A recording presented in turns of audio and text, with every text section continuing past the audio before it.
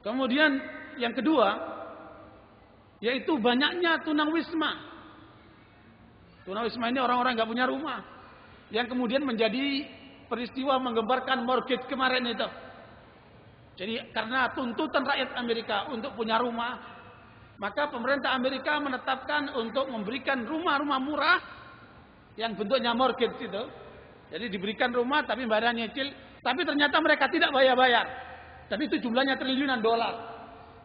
Ya, sehingga menjadikan Amerika dari sisi ekonomi mengalami kerugian besar.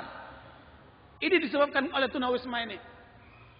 Yang kemudian kalau tidak akan menjadi ledakan massa yang bisa menghancurkan Amerika. Ya, menjadi revolusi sosial. Orang kalau lapar, orang kalau tidak punya rumah akan marah mereka kan. Apalagi mereka tidak lagi dikendalikan oleh agama atau oleh moral yang bisa menjadi kehancuran buat Amerika dari dalam itu. Kemudian merosotnya di bidang pendidikan. Diungkapkan oleh beliau, merosotnya di bidang pendidikan dan kebudayaan. Kemudian yang keempat, problema diskriminasi yang tidak henti-henti. Dan itu makanya Anda lihat betapa ada orang yang berusaha membunuh Obama untuk tidak lagi menjadi presiden Amerika dari kalangan kulit hitam. Dan ini merupakan satu kenyataan bagaimana rasisme dan diskriminasi di Amerika itu sangat-sangat mencolok. Kemudian yang kelima, masalah kesehatan. Ya. Apalagi bicara tentang tentara-tentara Amerika yang cacat.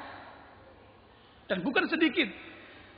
Diperkirakan ada sampai 50.000 tentara Amerika yang cacat itu. Baik yang sebelum di Irak maupun yang masih yang sudah cacat di Irak. Yang cacat di Irak itu diperkirakan hampir 15.000. Dan itu biayanya seorang yang cacat itu dibanding dengan orang yang terbunuh. Kalau tentara Amerika terbunuh itu dikasih kompensasi sebanyak $500.000. Tapi kalau orang yang cacat harus diobati, harus diberikan kebutuhan bulanannya, itu bisa mencapai jutaan dolar. Dan itu yang menjadikan lelahnya ekonomi Amerika. Belum lagi harus membiayai pasukan yang masih berjalan di Irak dan di Afghanistan. Dan mereka tidak mengira kalau kemudian peperangan di Irak itu akan berlanjut sampai mencapai tahun-tahunan begini.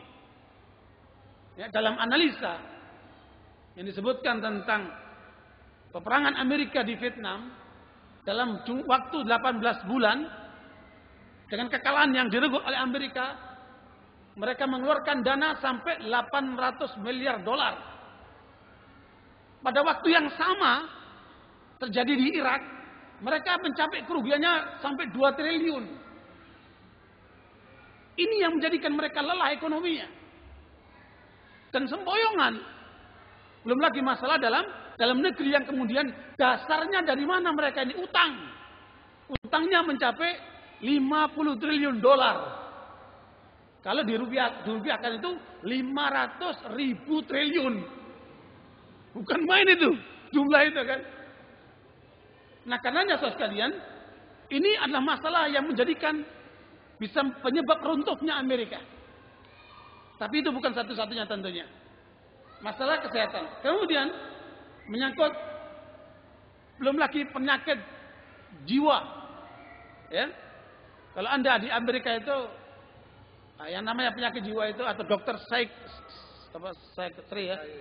psikiatris itu dokter yang ngurusin orang-orang sakit jiwa atau psikologis yang masih yang masih belum sampai gila.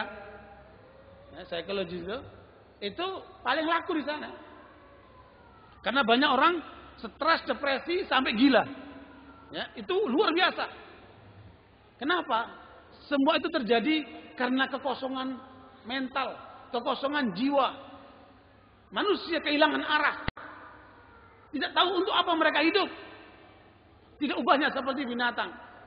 Hanya mereka cari makan, ukurannya time is money. Kemudian mereka bersenang-senangan dengan minum, dengan perempuan, dengan macam-macam. Kalau minggu mereka datang ke gereja, kalaupun sadar. Itu pun gereja-gereja sudah banyak ditinggalkan oleh pengikutnya. Yang datang orang tua-tua.